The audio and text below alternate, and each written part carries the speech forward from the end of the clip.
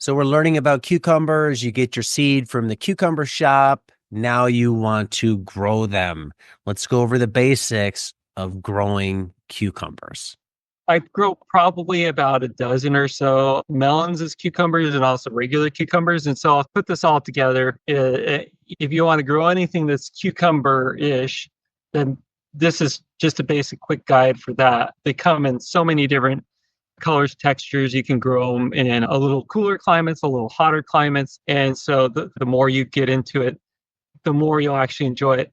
Now, I know there's a lot of people that don't enjoy growing cucumbers, but there may be some varieties that you encounter that are really a lot better than what you grow in the grocery store. So I'd really encourage people to just even try it. Just try it because they're so easy, especially if you've tried growing tomatoes or other things in the past and you've gotten disease or other problems. Try cucumbers. A lot of them have a lot less disease and a lot less issues. So anyways, the first thing I would say is before you even plant, make sure you have good soil. You may need to test it. Sometimes it helps to grow like a cover crop beforehand. I really like to grow favas beforehand. That really helps. Cucumbers, all the varieties, they love high quality compost, worm castings, and establish a system for watering before planting because that can really save you a lot of time, especially here in the West, even in the East, because you never know, you could get that deluge of water. Now, talking about East versus West, North versus South, I know in places like Tucson where it gets really hot, it's probably wise to grow in like lower beds, to grow a little below the surface of the ground to be able to help the plants stay a little cooler and get more water. Whereas, especially in the East, especially in places where it rains, where you get heavy rains, you're really going to want to make sure that you grow a little on a berm or a hill, or make sure you have really good drainage in your soil before you even start. You don't want to be in a hard packed clay soil and in a place where the water all comes aggregates and then try to grow cucumbers and then have a big rainstorm later on in the season. That will kill your plant because those roots, those are the main things that you need to focus on when it comes to growing cucumbers is those roots. And so I'll get a little more into that, but really what's on the top is more of a reflection of what's going on underneath than anything else. So you just really want to be careful of that. I'm talking from an experience where I grow lots and lots of cucumbers, but I don't grow any hybrids. So I'm just going to put that out there. If you like growing hybrids, that's great. They often have something called hybrid vigor. I have some varieties that have vigor just as good as hybrids, but I generally deal with a lot of older varieties, some centuries old and stuff like that. The first thing you're going to want to do once you get the soil set up, get your water system set up, just have a better idea of things and get everything set up there, is the conditions of the soil when you want to plant are most likely not going to be perfect. Ideal germination for cucumbers and melons, right about 80 degrees. And chances are your soil is not going to be 80 degrees, and you won't want it to be 80 degrees for very long because that won't be good for the plant. But if you can get your seeds in even between layered paper towel in a Ziploc bag and just moisten it, not super wet. You don't want it soggy. You don't want it a bit dry. You just want it moist enough for those seeds to sprout, and put it in a warm place for 24 hours and then check every 12 hours later. And you can put that bag up to the light and look through it and see if any seeds are sprouting, or you can just open it up and look inside, see if any seeds are sprouting. As soon as those seeds sprout, you're going to want to plant them. And if conditions are right to plant outside, and probably the best way to do this is to plant outside and put those little sprouted seeds outside, because then they get a head start. That'll give you about a week or two head start over just planting them in the ground. And also you get that week or two without pests going after them, without issues there. And then let's say the conditions aren't right outside. The conditions aren't right outside. So then a lot of people think, oh, I'll just put them in a pot and then I'll later transplant them. Well, that's fine. You can do that. But chances are very high that in moving the plant from the pot, from taking it out of the pot, you'll disturb those very fragile roots enough that you will permanently damage the roots in such a way that they will not produce to their potential. So let's say, for example, I'm just throwing this out. Instead of producing 20 or 30 fruit, it's going to produce 15. And that's going to be it. Instead of lasting all the way through the end of September, the plant's going to last through July. And that's just the way it is. It's a much more limited situation. And if you put it in a pot, let that plant grow, and then transplant it into the soil, that root shock will most likely last a week or two, where the plant's going to be stunted above ground because below ground, it's repairing its root system. And so let me pause you there. Go ahead. Yeah. Okay. So a few things. One, so sprouting in the bag. I love that idea. Controlled environment, do it inside. You sprout your seeds in the paper towel. They're ready to go. When you say if conditions are right outside, put them right into the ground, go right into the bed, wherever you're going to plant them, and go right there. Okay, perfect. And then I'm also assuming if you are going to start them in soil, or if you're going to do that and then go to a pot, or if you're going to start them in soil, the least amount of times you transplant them, the better. Meaning you don't want to start in a tiny pot and then go to something bigger and then go to the soil. Would you just go straight to the big pot and then do one transplant? Yeah, generally speaking, you're right. The less, the better. And so I'm going to throw out this idea there. There's something out there called soil blocks. And I started having problems with transplant shock early on in my cucumber growing, probably about 15 years ago. And I started saying, this is not working. This is not working. And I love the cucumbers. I love working with them. But this transplant shock was not a good situation. So I found out about these soil blocks. Ladbrook is a company that for years and years has made soil blocks. There's a new soil blocking company out there called Swift Blocker. They make some really good stuff that's way faster, but much more expensive. But it's also much easier to learn how to use. But in case, you would normally, with cucumbers, you would need to start with a 2-inch soil block. And that lasts, if you want to plant right into that will last you about, if you have really good light, if you're growing outside in a greenhouse, it'll last you about a week and a half, maybe 2 weeks. If you're growing indoors, it may last you a little longer. But if you're doing transplants, just like all transplants, they can get leggy really easily. That means that they grow a lot of stem, not a lot of top to them. So you're going to pretend like they're your pets, and you're going to pet them every day. You're going to pet the top of them. And what that's doing is that's encouraging good stem growth, wide stem, and it's encouraging the plants to stay shorter. Because if you put plants out there and have really long stems, those cutworms are just going to come by and get them or whatever. I'll get a little more to how I protect against that in a minute, but soil blocks are really good. I really like the 2-inch to start in the 2-inch. There is a 4-inch blocker made by Ladbrook, but it's tricky to use. Yes. I'll just say that if you can put out a block every 15 minutes, you're very good. I could only personally do it with hard work and labor, make a block about every half an hour. One question here. I think people might wonder this. I would.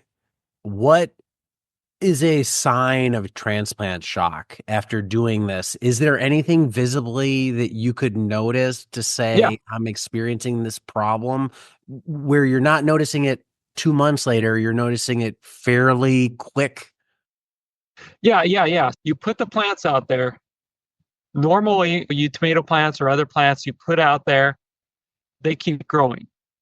You put your cucumber plants out there, and they just sit there. They dither. They do nothing. Within several days, you could say, oh, those haven't grown. Oh, they don't look so good. I wonder what's wrong. What's wrong is those roots got disturbed. And the benefit of soil blocks, and I also use other things as well. So I use the 2-inch soil blocks. And then let's say time continues on and it's still cold outside. I can't plant out yet. Those old time strawberry baskets, those old time They call them strawberry tills, those little green plastic things. You can transfer the 2-inch soil block into there, or you can plant straight in there and put the soil and pack it in good, and then grow the plant in those baskets. Now, you won't take the plant out of that basket, you leave it in there. And just like a 2-inch block, instead of taking the 2-inch block out of the pot, it's its own pot. It's this compressed soil cube. And you put it into the ground and it just keeps growing. And you want to put it into the ground before the roots develop too much, because that's the whole point. You don't want to disturb those roots. So if the plant's getting to its secondary leaves, you've got to transplant those 2-inch blocks, put it in a 4-inch strawberry till, and that will last you maybe another 2 weeks. And then if for some reason I still can't plant out, or I don't have a spot to put a plant, I have these 10-inch hydroponic baskets that go straight into a 5-gallon bucket. They fit right onto a 5-gallon bucket. And those will last from seed. Those will probably last about 6 weeks before you need to transplant those out into a garden. And those are a pain to transplant. The smaller, the easier to transplant. The bigger, the more of a pain they are. So those are some things that I use to avoid having that transplant shock and just keep the plants moving, keep the plants growing. And that's really the thing with cucumbers. Cucumbers and melons are generally pretty forgiving, but if you slow them down, if you make them dither for very long, they're going to start to have problems. They're going to start to have diseases. They're going to start to have bugs find them, and things won't go well. So that's just the beginning. Once you get them into the ground in a pot, first, let's say we're going to grow in a pot. And I want to talk about that, because that's something a lot of people think, oh, this is a great idea, especially here in the West. Yeah, I'll just grow in a pot. Maybe I'll grow in one of those hanging baskets. That might be a good idea if you live in a cool climate that's overcast a lot. But first of all, cucumbers don't like to be root bound very much. They like to have a lot of space for their roots. Optimally, you'll get about 1 cucumber for every gallon of soil, or gallon of the container if it's completely filled up with soil, and it's high quality soil, optimally. But when you put in a pot, you're going to start to have some issues. And one of the issues is if you get direct sun on that pot, all of a sudden the temperature of the roots goes up. Now, a lot of cucumbers love the heat above ground. Some do better than others above ground. Some of the English varieties don't do really well with a lot of heat, but above ground, they're generally pretty good. Below ground, when they're young, they're okay with the heat for a little bit. But after that, those established roots, they can't take the heat. And as the plant grows, the root system gets bigger and goes more on the outer edge of the pot. Let's say it gets to July, that pot is cooking and those roots are cooking. And then all of a sudden the cucumber's not doing well, and we're wondering why. Because the plants are stressed out. So this will end up with bitter fruit. You'll end up with misshapen fruit. You'll end up with poor production. You'll end up with disease. You'll end up with pests. And you'll end up with plant dying. If you want to do a pot, obviously the bigger the better. But if you're in a climate where it gets really hot, if you grow in a pot, you need west side shade. You need that afternoon shade. And optimally, cucumbers, they just do better in the ground. There are some smaller varieties like bush crop, and let me think of a melon variety, Hacienda de Saleto or the light Lechese, do better in small pots than others because they're smaller plants. But generally speaking, they do better in the ground. Let's say we have them in the ground. Let's say we put the little seedling in the ground. So now I'm done with my pot discussion. We put the little seedlings in the ground and they just start to sprout up. Or maybe we're putting a transplant in the ground. And we just spent 2 weeks taking care of it in the greenhouse and everything and loving it up. We did not know that we had pill bugs, which will destroy your sprouts if they're in high enough numbers, or pincher bugs, which also will destroy them, or leaf cutters. What are those caterpillars called? Anyways, they like cutworm. Cutworms. Thank you. Oh, For some reason, I had a blank there. Anyways, so we didn't know there were cutworms there. So what can we do about that? The easiest thing you can do is what's called a soil collar. And some people will use like paper towel rolls. If you're watering, a lot of times the paper towel rolls they'll dissolve, but you want something that kind of makes this barrier, makes this wall around the plant. And what I do is I use those little deli cups. I cut the bottom and I push the deli cups probably, I don't know, a quarter inch down in the soil. And so I have these little deli cups surrounding my plants. And instead of having 30% loss, I may have 5 to 10% loss, or maybe even 40% loss. It just depends. And if you have 40% loss, for one, it's disheartening. And then you have to go back and start from seed again.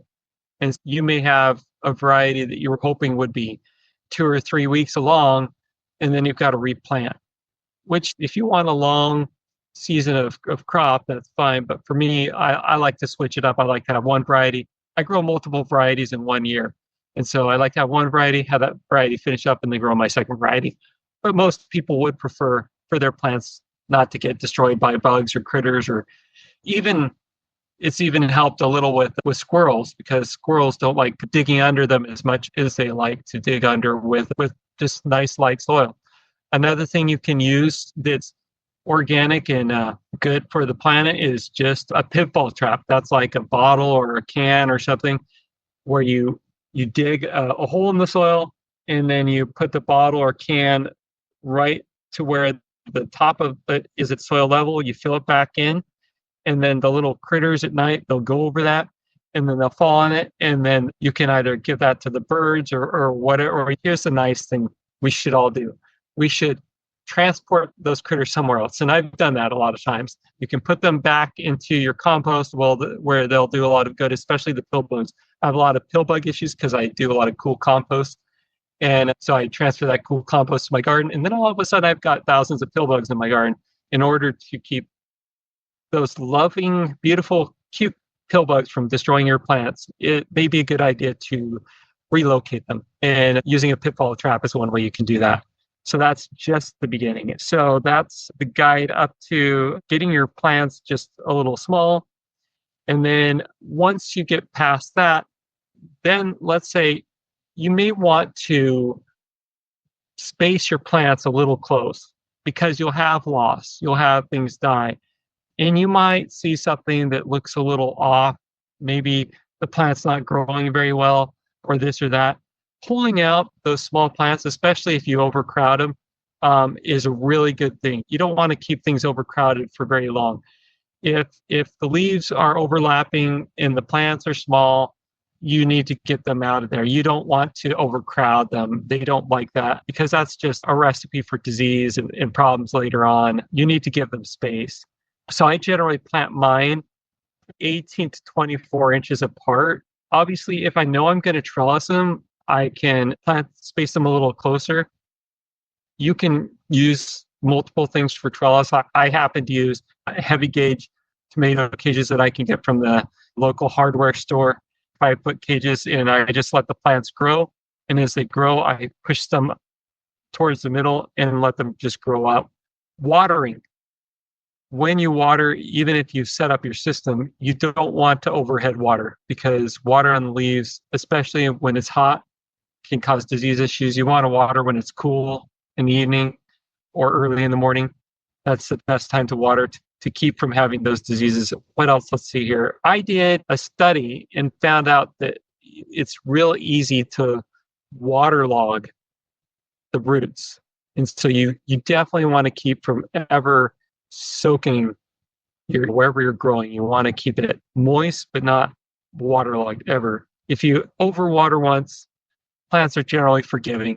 But if it's something consistent, or if you have a leak in your water system, you want to take care of that, because a little leak, it's almost better to have less water than more, because a little leak will kill a plant. A couple days without water generally doesn't, if they're in the ground, but a couple days of consistent water will really mess up a plant. So you just it's just constantly dripping for several days. That will cause problems. Let me think of what else. Let's see. So let's say your plant is getting a little bigger. Then once it gets big enough, you'll start to see those male flowers. Then you'll start seeing the female flowers. If you don't start seeing the female flowers after a while, ease up on the nitrogen. If that doesn't help after about a week, if you don't start seeing female flowers after a week of that, you might want to put a little bit of like bone meal or something real with small amount of phosphate in there, but not a lot, not super heavy. And then you should start seeing those female flowers. And then if there's no bees, you can hand pollinate them. You can take those male flowers, and with a male flower, you pick it off by the stem, pull back those little petals, and then you'll see that middle part with a little pollen on it, that yellow part, and you bring that to the female flower, and you'll see in the middle of the female flower this almost like little, I don't know, like little fingers put together or something like that, and you'll rub the male flower, that little yellow part with all the pollen on it, around the outside of the middle of that female flower to get that pollen in there, and you can hand pollinate. And then once the flowers are pollinated, then they'll start to produce fruit. And generally speaking, you can leave a fruit on for a long time, but the longer you leave it on, the more it's going to put all the energy from the vines into that fruit. And so if you want to eat that fruit, you may not want a lot of seed. And so generally, the younger you pick it, the less you're going to get seed. And when is the ideal time to pick cucumbers? Generally, I like mine 1.5 to 2 inches in diameter, whether it's a regular cucumber or cucumber melon or whatever. If you're looking at long or cylindrical cucumbers, about 2 inches is not bad. For really long ones, you could go maybe a little wider, and for round ones, maybe 3 inches. It just depends. How the lemon cucumbers, you want to pick those before they turn dark yellow. Regular cucumbers, you want to pick before they start to lighten. They become a little darker as they get bigger. But then if they start to turn a little light, you want to pick them before they turn light. The underside may not turn dark, which is fine, but you want to pick them before they get too big. Otherwise, you're transferring from picking them for food to seed. So all of a sudden they go from food to seed, and also there's a lot more preparation you have to do when you go for fruit to seed. So the plant because is in general, continuing. right? Like you let it go too long, the seeds get bigger.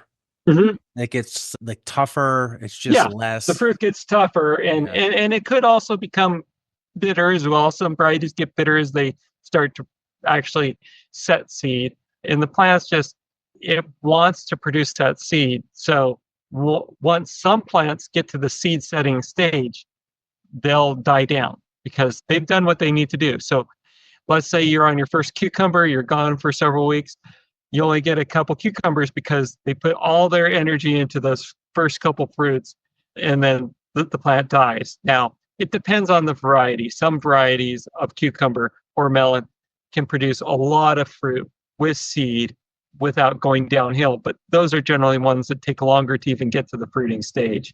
But if you have a fast producing variety and you just let it go to seed, it's not going to produce many cucumbers at all. It's going to go downhill pretty quick.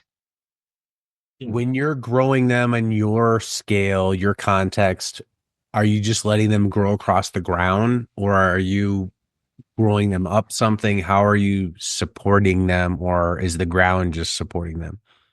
So if I'm growing them out in a field, I grew out in a field this year in one of my plots in this olive orchard. I just let them kind of sprawl, which is fine. If they're a longer variety, even with setting seed, it's better to trellis them, because if they curve a lot when they're setting seed, they won't set seed as well. So I do like to trellis, especially the longer varieties. Some longer varieties I still don't trellis, but some I do. Yeah, I guess that's just a matter of preference. If you're short on space, trellis. That it helps to get more light per plant and get more fruit. But if you've got plenty of room, Yeah, you can let them sprawl. That's not an issue. Some of the smaller varieties are fine with sprawling. Bush is a misnomer. If you get a bush variety, and all that means is there's a shorter space between each group of leaves, between each internode, between each branching. It doesn't mean you're going to have a plant that doesn't require support, because it's either going to sprawl or you're going to support it. You're not going to have something that looks like a bush. It's, but they call them bush cucumbers, but that's just the way they are. So yeah. What about tomatoes? I'm very familiar with them, less familiar with cucumbers, learning more through talking to you. Mm-hmm.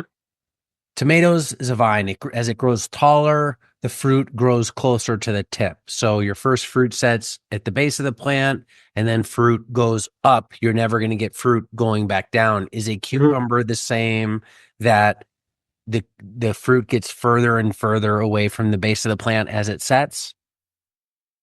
That really depends upon the variety. So some varieties you'll see fruit set all over the place throughout the growing of the plant. Some varieties will set primarily on the first stem or two, and some varieties won't set any fruit until they're at the third or fourth branching. And so they'll grow this really big plant, and then they'll finally set a whole bunch of fruit.